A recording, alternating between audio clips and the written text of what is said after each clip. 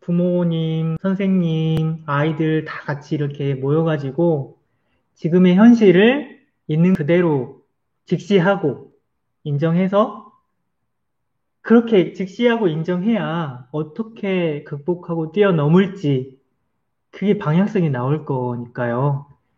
그래서 무조건 직시하고 인정하고 있는 그대로 받아들이고 하는 것부터 시작하는 게 중요할 것 같아요. 네, 지금의 온라인 형태를 활용해서 좀 다양하게 교류를 하면 좋을 것 같아요. 이 온라인의 장점은 제약이 좀 없다라는 거잖아요. 장점을 잘 살려서 부족한 부분은 보완하고 집 자체가 하나의 학교가 될 수 있게 그렇게 만들어 가야 되지 않을까. 각각의 집이 학교가 되고 그게 또 이렇게 네트워크로 돼서 지구라는 학교 속에 또 작은 학교들이 서로 이렇게 네트워크로 이렇게 딱 연결이 되는 그런 흐름이 돼야 되지 않을까. 집에서도 연구가 필요할 것 같은데요. 심리적하게 보내는 학부모분 한 분은 집에서 아이들이랑 더 많은 시간을 보내다 보니까 산에 일주일에 한 번씩 가는 걸 약속을 했다고 하시더라고요. 근데 대신에 절대 공부 얘기는 안 하는 걸로. 그래서 되게 좋은 생각이시다. 그런 얘기를 또 한 적이 있거든요. 학교 선생님이나 친구들이나 그렇게 원래 해줬던 시간들이었잖아요. 네, 코로나19 전에는. 근데 이제 그런 게 좀 어렵다 보니까 집에서도 아이들이 좀 더 주체주도 자율적이 될 수 있게끔 자꾸 만들어 보면 좋겠다. 결국 제가 오늘 하고 싶었던 얘기는 그건 것 같아요. 진짜 중요한 게 뭐냐? 코로나19가 우리한테 물어보고 있는 것 같아요. 우리 삶에, 우리 교육의 핵심은 뭐냐? 그간 우리가 입시 제도에 익숙해져서 살다 보니까 뭐 어쩔 수 없지 했던 것들을 이제 막 끄집어내고 있는 거죠. 진짜 중요한 가치, 그거에 대해서 물어보고 있는 거가 아닐까. 입시 때문에 어쩔 수 없이 행해졌던 부분들이 코로나19로 인해서 조금 변화가 있었으면 하는 생각이 저도 듭니다. 저는 이렇게 생각해요. 코로나19가 주는 메시지는 공부를 왜 해야 하는가를 물어보는 거다. 자기가 자기 삶의 주인이기 때문에 자기가 자기 공부를 해야 하는 거잖아요. 근데 지금의 시스템들이 아이들로 하여금 자신이 주인이 돼서 사는 삶보다는 이 시스템에서 이렇게 해야 된다, 이렇게 해야 된다 하는, 이렇게 하지 않으면 안 된다라는, 그래서 내가 뭔가를 이렇게 못하면 항상 잘못하고 있는 것 같은 그런 삶을 살았던 거죠. 근데 코로나19 전의 시기에도 그런 얘기들은 있었죠. 근데 다들 귀 기울여 들었나요? 당장 현실이 지금, 당장 시험이, 당장의 미래가 걱정인데 지금 그런 한가한 고민을 할 때가 아니다. 라고 했던 것들을 이제 진지하게 고민할 수밖에 없게 이 코로나19가 그렇게 만들고 있는 것 같아요. 아이들이 주체주도 자율적이 되어야만 하는구나. 그래야 뉴노멀 시대에 살아남을 수 있겠다. 라는 위기의식. 지금까지 계속 제가 아이들한테 듣는 말은 그거였어요.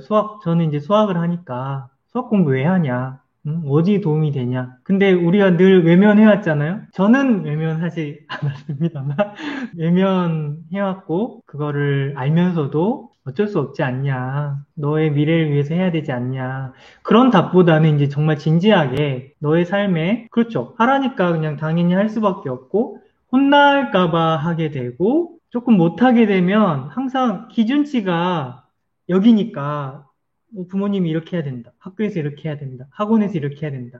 점수는 항상 100점이라는 높은 기준대에 있고. 그렇죠. 그러다 보니까 항상 자신의 밝은 점을 보지 못하고, 자신의 장점을 보지 못하고, 항상 자존감이 떨어질 수밖에 없는 그런 환경에 아이들이 놓였던 거예요. 그러니까 지금 완전히 풀려버렸죠. 네. 정말 이 본질, 아까도 이게 본질에 대해서 말씀들을 주셨는데, 공부를 왜 하는 거냐라는 질문을 코로나19가 던지고 있다니까요. 다른 장점이 있는데도 그 점수라는 하나의 평가 기준에 의해서 아이들이 자존감이 다 무너진다니까요. 그래서 아이들이 다 그렇게 얘기해요. 점수 잘 나오면 기분 좋고, 안 나오면 그 과목이 싫어진다. 이렇게 얘기하는 그게 참 바람직한가라는 생각이 드는 거죠. 평가는 어쩔 수 없이 그렇게 하더라도 우리는 아이들을 그 공부라는 건 수많은 능력 중에 하나다라는 관점에서 바라봐줘야 되지 않을까요? 그리고 왜라는 질문. 사실 어른들도 왜라는 질문이 있어야 내적 동기가 생기고, 아, 그거 해야 되는구나, 라는 스스로의 의지가 생겨가지고 공부가 되는 거고, 그게 특히 온라인에서는 더욱더 지금 결정적으로 작용을 하는 거죠. 그쵸? 왜는 추궁할 때나 쓰고 있지, 본질을 탐구할 때 쓰고 있지 않다. 명언이네요. 그렇죠. 이주의 제도 때문에 그런 거죠. 사실은. 이제 저는 또 그렇게 생각하기도 해요. 우리 세대가 부모님들이 그 길밖에 안 가보신 거죠. 점수를 잘 받고 좋은 학교에 가서 좋은 직장을 얻고 해야 잘 살 수 있다라는 그 하나의 길. 사실 그 길만 있는 건 아닌데 불안하기도 하고 두렵기도 하고 그런 부분 때문에 또 아이들을 공부라는 환경에 몰아세우는 상황인 거죠. 근데 어쨌든 저는 그렇다고 공부가 필요 없다라는 건 아니고 공부는 정말 학생의 본분이고 어느 학생이든 배워나가야 하는 필수적인 과정과 절차라고 생각하는데 공부의 본질, 그러니까 왜 해야 되는지가 아이가 스스로 납득하고 깨우칠 수 있게끔 하는 환경이 조성이 돼야 된다. 특히나 온라인 시스템의 비중이 점점 높아가고 있는 상황에서는 그렇게 본질에 대한 질문에서부터 시작하지 않으면 지금 온라인으로 변화하는 이 시기에 적응하기가 좀 어렵지 않을까. 저도 처음에 여기 섭리수학 온라인으로 하면서 걱정을 많이 했거든요. 애들이 오면 말 잘 안 듣잖아요. 네, 숙제도 하기 싫다고 하고, 맨날 학교 갔다 와서 힘들다고 하고, 그런 아이들이었다 보니까, 온라인은 더 안 할 것 같은데? 라고 되게 걱정을 많이 했는데, 온라인으로 하니까 오히려 애들이 말을 더 잘 듣더라고요. 그리고 온라인으로 하다 보니까 사실은 오프라인보다는 좀 어쩔 수 없이 과제라든지 해야 할 양들이 좀 줄 수밖에 없거든요. 애들이 오히려 부담이 좀 줄어드니까 조금 더 편하게 생각을 하고 좀 더 아이들이 이렇게 더 얘기하게 되는 상황이 되는 것 같아요. 학교나 학원에 있을 때 뭐 평소에 잘 얘기 안 하는 경우에도 이렇게 온라인으로 이렇게 1대1로 또 물어보기도 하고 하니까 그러면 또 막 서로 얘기도 하기도 하고 또 한 명씩 한 명씩 또 물어보는 각자 개개인을 또 더 챙겨주기 수도 있는 환경이 온라인 환경이기도 한 것 같아요. 그래서 이런 환경이 또 아이들한테도 또 새로운 공부의 장이 될 수 있도록 어른들이 그 아이들이 온라인에서도 잘 뛰어놀 수 있도록 그런 환경을 자꾸 연구하고 고민해서 만들어줄 필요가 있을 것 같습니다. 분기별로 한 번씩 방탈출을 했거든요. 그래서 방탈출을 하면은 막 서로 막 이제 토론하고 막 미션 해결해가지고 제한된 공간을 비밀번호를 풀어가지고 탈출을 하는 거거든요. 근데 이게 온라인으로는 안 될까라고 한번 제가 생각을 해봤어요. 그래가지고 그러면은 온라인 아바타 방탈출을 해보자. 아이들이랑 온라인으로 이렇게 연결해서 아이들이 이거 풀어주세요 뭐 하면서 이거는 이거 아니에요 이렇게 막 얘기하고 서로 막 얘기하고 하면서 제가 아바타가 돼서 막 미션을 제가 이제 몸만 움직여주는 거죠. 애들이 시키는 대로.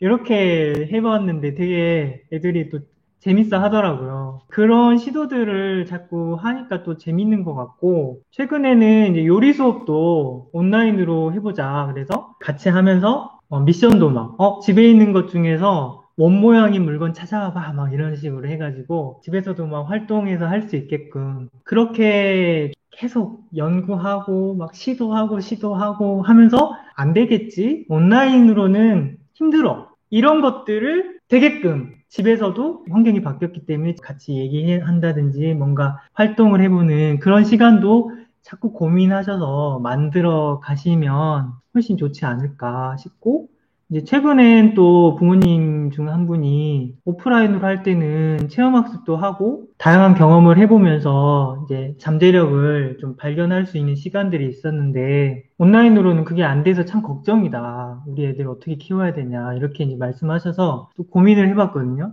온라인으로도 프로젝트를 할 수는 없을까?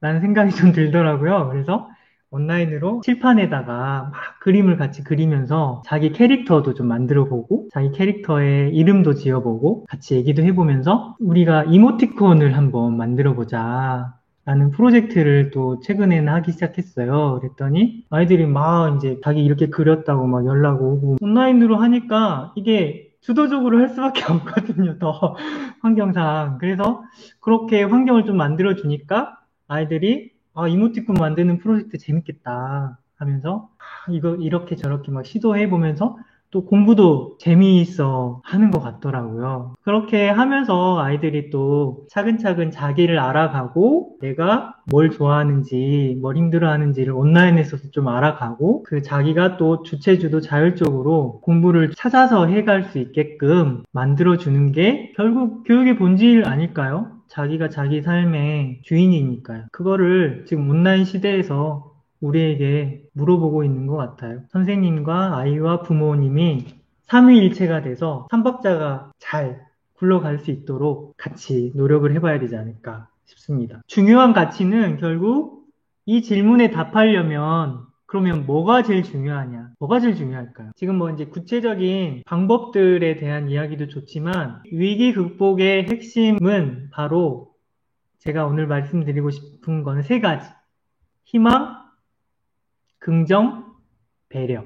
온라인 교육도 얼마든지 잘 해나갈 수 있고, 이런 변화된 환경 속에서도 아이를 잘 키워낼 수 있겠다라는 희망을 가지고 자꾸 긍정적인 마음을 일으켜서 또 아이를 배려해 가면서 아이도 얼마나 힘들겠어요. 이 변화된 환경 속에서 답답하기도 하고 한참 뛰어놀고 막 발산해야 될 시기에 그러지 못하는 아이들의 심정도 좀 배려해 주시면서 희망, 긍정, 배려로 차근차근 교육을 또 새롭게 만들어 가야 되지 않을까, 같이 함께 더불어. 그런 생각이 듭니다. 그래서 코로나19가 우리에게 던진 질문, 공부를 왜 하는 거냐, 교육은 왜 필요한 거냐, 라는 근본적인 질문을 잘 염두해 두고 희망, 긍정, 배려로 차근차근 아이들과 선생님과 부모님이 힘을 합쳐서 나아가면 어떨까 싶습니다.